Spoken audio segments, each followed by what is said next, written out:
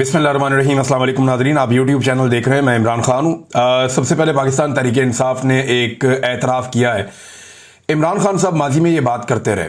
उन्होंने बहुत सारे इंटरव्यूज़ में कहा कि जनरल कमर जावेद बाजवा को एक्सटेंशन देना मेरी एक बहुत बड़ी गलती थी, मुझे कभी भी ये नहीं करना चाहिए था। और ये जो एक्सटेंशन वाला मामला है, इसमें इमरान खान साहब ने अपने एक उसूल को तोड़ा था। यानी उससे पहले भी वो दावा करते रहे कि एक्सटेंशन नहीं होनी चाहिए, किसी की भी नहीं होनी चाहिए। फिर क्योंकि जब आप इक़्तिदार में होते हैं तो फिर आपकी कुछ मजबूरियां होती हैं, और इमरान खान साहब ने वहां कंप्रोमाइज़ किया जो गलत था। वो इमरान खान साहब को कभी नहीं करना चाहिए था। तो ये कमज़ोर सियासतदान की निशानी होती है जब वो इक़्तिदार के नशे में वो कमज़ोर हो जाता है और वो काम करता है जो उसको नहीं करना चाहिए था। लेकिन जनरल कमर जावेद बाजवा ने पूरा एक जाल बिछाया और बड़ी मीठी मीठी बातें करके उसने एक्सटेंशन ले ली। ना सिर्फ इमरान खान से बल्कि सारी पॉलिटिकल पार्टी से। आज तक की तमाम कानून साजियों में सबसे बेहतरीन काम वो हुआ था जब जनरल बाजवा के लिए एक ही सफ में खड़े हो गए महमूद और अयाज, तो सबने जाके जनरल कमर जावेद बाजवा को एक्सटेंशन दे दी। अब जनरल बाजवा की एक्सटेंशन को इमरान खान साहब ने, ये वाहिद आदमी है जो अपनी गलती तस्लीम करता है। बड़ा आदमी होता है ना वो, जिससे गलती हो जाए तो वो कहता है जी मैंने गलत किया था और मैं इसको तस्लीम करता हूं, और वो उससे सीख कर आगे बढ़ता है। पाकिस्तान में सियासतदान कभी भी अपनी गलतियों को तस्लीम नहीं करते। यानी जनरल अशफाक परवेज कियानी को एक्सटेंशन दी जिन लोगों ने, वो इसके ऊपर कभी बात नहीं करते। जो लोग आज तक माजी में गलतियां करते रहे उन्होंने कभी कौम से माफी नहीं मांगी, लेकिन पाकिस्तान तहरीक इंसाफ ने आज बाकायदा इसे अपनी संगीन गलती करार देते हुए कौम से माफी मांगी है। ये बात कर रहे थे असद कैसर साहब, जो स्पीकर थे उस दौर में जब बाजवा साहब को एक्सटेंशन दी गई थी, और इन्हीं के जेर निगरानी ये कानून साजी हुई थी जिसमें जनरल बाजवा का मामला क्योंकि कोर्ट में चला गया था तो फिर एक्सटेंशन का मामला वहां से हुआ था। अब जनरल कमर जावेद बाजवा को एक्सटेंशन देना हमारी सबसे बड़ी गलती थी और एक तारीखी संगीन गलती थी जिस पर हम कौम से माफी मांगते हैं। तारीखी तौर पे गलत फैसला था। तो ये पाकिस्तान तहरीक इंसाफ ने कहा, और ये जिसके लिए हम पूरी कौम से माजरत ख्वाह है। इस वक्त तहरीक इंसाफ ने दुखती रग को छेड़ा है। इस पे महमूद अचकज़ई साहब ने भी कहा कि जी ये तो मिलनी नहीं चाहिए किसी को भी, किसी भी जगह पे एक्सटेंशन नहीं होनी चाहिए, हम उसका कभी भी साथ नहीं देंगे। तो बात तो उसूल की है। जब आप किसी को एक्सटेंशन देते हैं तो उसके नीचे जितने भी ऑफिसर्स होते हैं उन सबका हक मारा जाता है। पूरा का पूरा एक बैच जो है वो महरूम हो जाता है तरक्की से, और सारा का सारा जो स्ट्रक्चर है इदारे का जो पूरा बना हुआ है कानूनी, वो बिगड़ जाता है। लेकिन ये जो एक्सटेंशन है ये दी गई थी, इसमें कौम से माफी मांगी गई है, और इस वक्त ये माफी मांगे जाना ये बड़ा मानी खेज है। और इसके ऊपर रद्द अमल तो आना था, तो फैसल वाडा का रद्द अमल सबसे पहले आ गया। देखिए ये जो माफी वाला मामला है ना कि कौम से हम मांग रहे हैं, ये 1 साल पहले भी पीटीआई मांग सकती थी, 6 महीने बाद भी मांग सकती थी। लेकिन ये टाइम बड़ा क्रूशल है क्योंकि इस वक्त इन चीजों का फैसला हो रहा होता है कि मौजूदा आर्मी चीफ को एक्सटेंशन मिलेगी या नहीं मिलेगी। तो पीटीआई ने अपनी इंटेंट शो कर दी अपोजिशन के साथ बैठ के, जनाब हमसे उम्मीद कोई ना रखे, हम किसी जगह पे सपोर्ट नहीं करेंगे। जनरल बाजवा ने जब एक्सटेंशन ली थी इमरान खान साहब के दौरे हुकूमत में, तो उन्होंने ये बंदोबस्त किया था कि सारी पॉलिटिकल पार्टीज का मुश्तरका आर्मी चीफ मैं होऊंगा। यानी मैंने कंट्रोवर्शियल नहीं होना ये चाहिए कि PMLN, peoples party, MQM, Jamaat Islami, Fazlur Rahman, ANP, अब पीटीआई, सारे मुझे वोट डालें, इसका उन्होंने बंदोबस्त किया था। और सबने आकर उन्हें वोट डाला था नवाज शरीफ साहब की मर्जी से। और फिर मियां साहब की डील भी आपको याद है इसी बीच में हुई थी। अब क्योंकि जनरल बाजवा साहब की एक्सटेंशन सबने मुतफिका तौर पे की थी, तो उन्होंने यह साबित करने की कोशिश की कि मैं कंट्रोवर्शियल बिल्कुल नहीं हूं। लेकिन जनरल आसिम मुनीर साहब का मामला अगर आगे आता है तो पीटीआई ने और अपोजिशन ने अपनी इंटेंट, या जो वो करने जा रहे हैं, या अपनी सोच उन्होंने पहले ही कौम के सामने रख दी है कि नहीं जी हम किसी एक्सटेंशन के हमायती नहीं है। इस वक्त ये क्रूशल है और ये दुखती हुई रग है। फैसल वाडा ने इसके ऊपर रद्द-ए-अमल दिया, और फैसल वाडा ने इसके ऊपर एक जो है वो ट्वीट भी किया, और वो ट्वीट मौजूद है सोशल मीडिया पे, आप देख सकते हैं। उन्होंने कहा कि एक्सटेंशन नहीं, तसलसल जारी रहेगा और रहेगा। तो उन्होंने कहा कि किसी में दम है तो तसलसल रोक कर दिखाए, पाकिस्तान की तरक्की का यह सफर इंशाअल्लाह जारी रहेगा। अच्छा, ये अब तसलसल किसे कहते हैं? एक्चुअली ये जो अभी सारा आपका एक हाइब्रिड सिस्टम चल रहा है, इसी का तसलसल चाहते हैं। और ये जो हाइब्रिड निज़ाम है जिसको वजीर दिफा खुद कहते हैं कि एक दोगला निज़ाम पाकिस्तान में चल रहा है, हम तो नाम के हुक्मरान हैं। और राना सनाउल्लाह साहब कहते हैं कि इख्तियार तो जो है वो मोहसिन नकवी के पास है। शुक्र है उन्होंने ये नहीं कह दिया कि वो वज़ीर आज़म बनना चाहते हैं। आजकल ये भी खबरें आ रही है कि आने वाले वक्त में शायद उन्हें वज़ीर आज़म बना दिया जाए, और ये सारा काम भी इन रवायती पॉलिटिकल पार्टी से करवा दिया जाएगा। जैसे मुशर्रफ ने शौकत अजीज को लाकर वज़ीर आज़म बना दिया था, तो कोई मसला नहीं है। जब आर्मी चीफ ये चाहेगा, फील्ड मार्शल, और उसके बाद इख्तियार होगा और वो उनको उनकी मर्जी की चीज मिल जाएगी, ताकत उनके हाथ में आ जाए, तो वो कुछ भी कर सकते हैं। बहरहाल सेनेटर फैसल वादा ने कहा कि एक्सटेंशन नहीं, तसलसल जारी रहेगा रहेगा और रहेगा। तसलसल का मतलब क्या है? यानी वो इसको एक्सटेंशन नहीं कह रहे कि एक और एक्सटेंशन शायद ना हो, लेकिन तसलसल। तसलसल का मतलब है जो सवाल हमने पिछले वीलॉग में उठाया कि क्या नई तकरीरी दोबारा से एक्सटेंशन मिलेगी और आर्मी चीफ जो है वो आगे बढ़ेंगे, यानी एक्सटेंशन मिल गई और 5 साल आगे बढ़ेंगे। तसलसल का मतलब यह है कि 3 साल पिछले और 2 साल अगले, यानी जो हुकूमत ने कानून एक बनाया कि अब हम आर्मी चीफ को और सर्विसेज चीफ्स को 5 साल तक रखेंगे, वो इंप्लीमेंट माजी से हो जाएगा। शायद फैसल वाडा साहब वो बात कर रहे हैं। यहां खुलकर कोई बात भी नहीं करता, डरते रहते हैं सारे, क्योंकि एस्टेब्लिशमेंट का मामला है और वो बड़ा हसास होता है। लेकिन तरक्की का सफर जिसकी फैसल वाडा साहब बात कर रहे हैं, तो आर्मी चीफ का जो वाहिद प्रोजेक्ट, जो पाकिस्तान का सबसे बड़ा प्रोजेक्ट है, जिसके ऊपर अरबों रुपए खर्च हुए, उनके इश्तिहारात पे, उसके प्रोग्राम्स के ऊपर, गैर मुल्की दौरों के ऊपर, लोगों को बुलाने और उनको इंटरटेन करने के ऊपर, जेनेटरी बीच नाम का एक आदमी आया, सऊदी अरब के वफद आए, बाकी ममालिक के वफूद आए, तो ये एक पूरा प्रोसीजर है जिसको कहा जाता है कि बड़ी कोशिश की गई कि SIFC कामयाब हो जाए। तो SIFC जो है वो एक सफेद हाथी में कन्वर्ट हो गया। अरबों रुपया इसके ऊपर लगा दिया, इसकी मशहूरी पे लगा दिया, इसकी प्रमोशन पे लगा दिया, इसको कामयाब बनाने के ऊपर अरबों रुपया झोंक दिया गया कौम का। लेकिन SIFC से आपको हासिल क्या हुआ? कुछ भी हासिल ना हो सका। दावा यह किया गया था जब आर्मी चीफ ने इसकी बुनियाद रखी, और इसके जितने भी सेगमेंट्स हैं अलग अलग, उन तमाम के ऊपर मिलिट्री अफसरान को बाकायदा, कुछ सर्विंग और कुछ रिटायर, उनको जिम्मेदारियां दी गई थी कि SIFC को पूरी तरह से फौज का इदारा, चाहे वो रिटायर लोग हैं चाहे वो सर्विंग लोग हैं, वो इसको हेड करेंगे और कंट्रोल करेंगे। अब इसमें खुद आर्मी चीफ शामिल है, जो मेन लोग हैं उनके अंदर, और ये उनका ब्रेन चाइल्ड है। तो उन्हें लगा कि फौज जब सारी मिलकर बैठेगी और मिलकर हम करेंगे, तो इस हुकूमत के साथ मिलकर हम बहुत बड़ी कामयाबी हासिल करेंगे। जो इब्तदाई एक तखमीना और अंदाजा था, वो ये कहा गया था कि फौरी तौर पे $100 अरब की इन्वेस्टमेंट पाकिस्तान में आ जाएगी। $100 अरब दावा किया गया फौरी तौर पे पाकिस्तान में आ जाएंगे। अब आया कितना पैसा? टका नहीं आया। यानी SIFC के जरिए से कोई बड़ी इन्वेस्टमेंट पाकिस्तान में नहीं आई जिसको आप कहें कि जनाब अरबों डॉलर पाकिस्तान में आ रहे हैं। ऐसा नहीं हुआ, बल्कि कौम का बहुत सारा पैसा इस इदारे के ऊपर लग गया। अच्छा, जो माजी से पाकिस्तान में प्रोजेक्ट चल रहे थे, जैसे कि मादनियात के हैं, गैर मुल्की कंपनियां काम कर रही हैं, ज़राअत के हैं, दीगर चीजों के, एहसियात के हैं, वो SIFC के साथ जोड़ के उनकी माजी की कारकर्दगी को इसकी खाते में डालने की कोशिश की गई। तो एक ऐसी अजीब पाकिस्तान में इस वक्त मनहूसत चल रही है, क्योंकि जाली हुकूमत है, जाली निज़ाम है, जबर है, फसाइयत है, जुल्म है, निज़ाम इंसाफ तबाह हो गया है, लिहाजा वो एक नहूसत है। उसकी वजह से तमाम इदारे डिक्लाइन हो रहे हैं। तो वहां पे भी SIFC को कोई काबिल जिक्र कामयाबी नहीं हुई। जेनेटरी बीच के बारे में कहा गया जनाब कि ये बहुत बड़ी इन्वेस्टमेंट लाएंगे, वो नहीं आई। फिर नौजवानों का एक ग्रोह पकड़ लिया गया कि जनाब ये क्रिप्टो का जुआ खेलेंगे पाकिस्तान में, और उसके लिए बहुत फैसिलिटेट भी किया गया। अब पता नहीं उसमें कौम का फायदा होता है, नुकसान होता है, ये तो किसी को आइडिया नहीं है, लेकिन फैसले बंद कमरों में हो रहे हैं। और इसमें जो सियासतदानों की या अवामी मुंतखब नुमाइंदों की, अव्वल तो ये मुंतखब नुमाइंदे है ही नहीं सारे, ये तो लटरम पटरम इन्होंने पकड़े हुए हैं, फॉर्म 47 वाले, जाली फॉर्म 47 वाले। वो जो भी पकड़ा गया है इकबाल संघेड़ा सियालकोट से, उसके बाद कोई सिफारिश जाती थी ना किसी MP MNA की, वो कहता था कौन सा MP कौन सा MNA, और मैंने अपने हाथ से दस्तखत किए इसके फॉर्म 47, जाली है ये। तो इस तरीके का जो है वो निज़ाम है। ब्यूरोक्रेसी के सामने भी बेचारे मजलूम है, ये एस्टेब्लिशमेंट के सामने भी मजलूम है। बहरहाल SIFC जो फैसल वाडा साहब कह रहे हैं कि बड़ी तरक्की का सफर नहीं रुकेगा, तो तरक्की का सफर तो बेड़ा गर्क हो गया। और अगर ये तरक्की का सफर हो रहा है, तो मेरा एक सादा सा सवाल है। बहुत सारे लोग कहते हैं कि मईशत बेहतर हो गई है, बहुत सारे लोग कहते हैं कि शहबाज शरीफ ने और फील्ड मार्शल आसिम मुनीर ने मिलकर मईशत को संभाला दे दिया। भाई अगर मईशत बेहतर हो गई तो किसके लिए बेहतर हुई है? अशराफिया के लिए, शुगर माफिया के लिए, गंदम माफिया के लिए, पाकिस्तान के बड़े बड़े माफियाज के लिए, बिजली माफिया के लिए, पेट्रोलियम माफिया के लिए, या ये बड़े बड़े सियासी खानदानों के लिए और मिलिट्री एस्टेब्लिशमेंट के लिए? क्या इनके लिए मईशत बेहतर हुई है? तो फिर तो आप कह देंगे मईशत बेहतर हो गई है।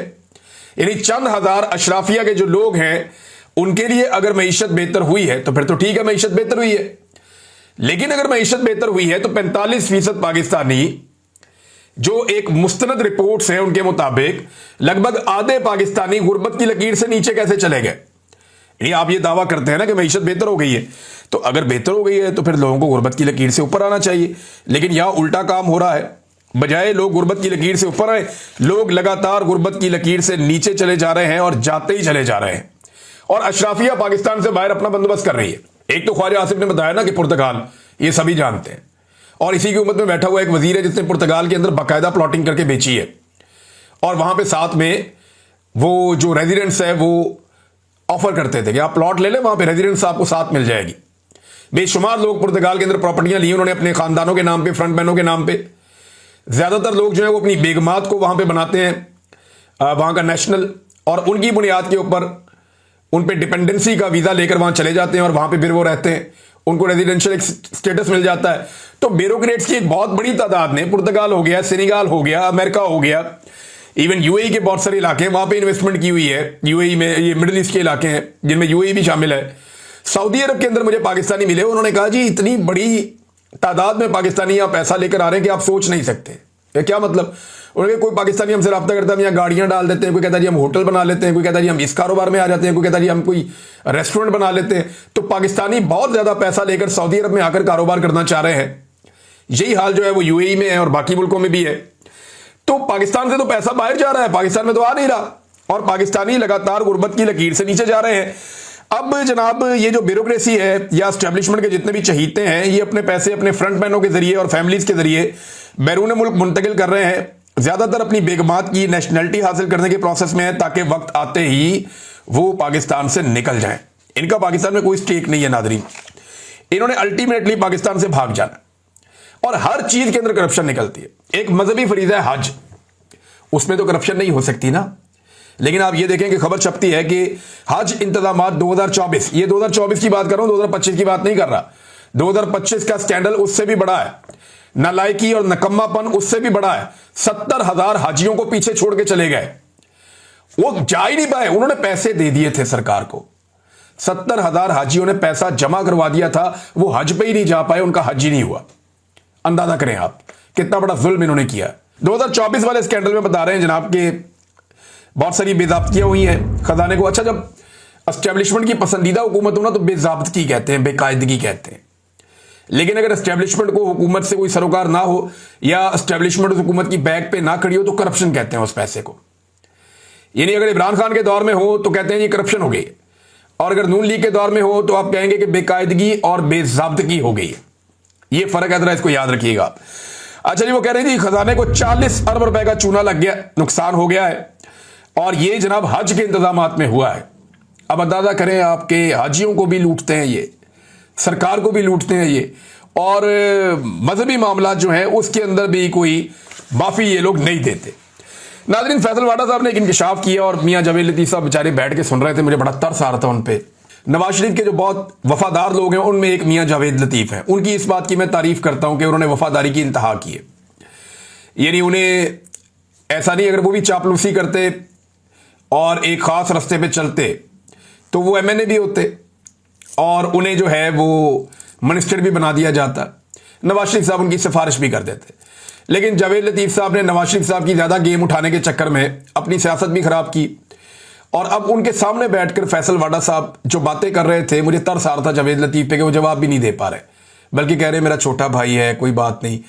तो फैसल वाडा साहब ने बड़ी टका के जवाब दिया और उन्होंने कहा कि देखे, हमने अपने घर पे बैठ के ना, और फैसल वाडा का घर किधर है और वो किसके साथ बैठकर बनाते हैं ये आप सब अच्छी तरह जानते हैं। उन्होंने कहा जी घर बैठ के तो हमने नवाज शरीफ की प्लेटलेस की रिपोर्टें बनाई थी, यानी घर पे बैठ के बनाई है नवाज शरीफ की प्लेटलेस की रिपोर्टें। जब पीटीआई भी ये कहती थी ना कि नवाज शरीफ बिल्कुल ठीक बाहर गए हैं, यानी उनकी प्लेटलेस गिरी हैं, तो मैंने उस वक्त चैलेंज किया था कि नवाज शरीफ साहब बरतानिया में जो आपकी पहली एक रिपोर्ट बनी थी प्लेटलेस की वो आप पब्लिक करें। और मुझे एक शख्स ने ये इतला दी थी उस वक्त कि वहां पे मियां साहब की प्लेटलेस मुख्तलिफ है उससे जो उन्होंने पाकिस्तान में शो की थी। यानी पाकिस्तान में तो प्लेटलेस इतने गिर गए थे मियां साहब के जितने आज तक किसी के नहीं गिरे। अब फैसल वाडा साहब मुंह पे कह रहे हैं जावेद लतीफ साहब के एक टॉक शो में बैठ के कि जनाब मियां साहब की जो प्लेटलेस की रिपोर्टें हम घर में बैठ के बनाते थे और ये बहादुरी के दावे वादे बड़ी बड़ी बातें, और देखें कैसे ये आदमी पाकिस्तान से गया। यानी मियां नवाज शरीफ साहब जो है, जिस तरह उन्होंने पाकिस्तान छोड़ा, ये पीएमएलएन के वर्कर के लिए कितनी तकलीफ दे बात है कि आज उनके अपने हमायती उनके सामने बैठकर कह रहे हैं कि जी मियां साहब जो है उनके प्लेटलेस की हमने जाली रिपोर्टें बनाई थी और जालसाजी करके मियां नवाज शरीफ साहब जाली बीमार बन के डील करके एस्टेब्लिशमेंट से पाकिस्तान से बाहर गए। और उनके साथ बैठे हुए जो पीएमएलएन के लोग हैं, कितनी ज्यादा वफादारी है जावेद लतीफ की नवाज शरीफ से, ये सब जानते हैं। अब वो भी बेचारे अब नीचे मुंह करने पे मजबूर हैं और उसका सही तरह जवाब भी नहीं दे पा रहे थे, कोई भी तसल्ली बख्श जवाब उनके पास नहीं था। नाज़रीन, मैंने आपसे कहा ना, जैसे इमरान खान के दौर में हो तो करप्शन, और अगर पीएमएलएन के दौर में हो तो बेकायदगी और बेज़ाब्तगी का लफ्ज इस्तेमाल करेगा मीडिया।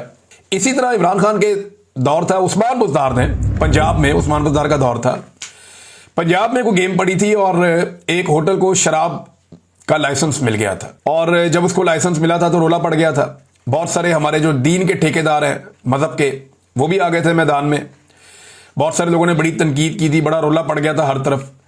अभी शहबाज शरीफ और मोहसिन नकवी का क्योंकि दौर है, तो इस्लामाबाद में 4 होटलों को ठेके मिले जनाब के, लाइसेंस मिल गए शराब वराब पिलाने के, बेचने के।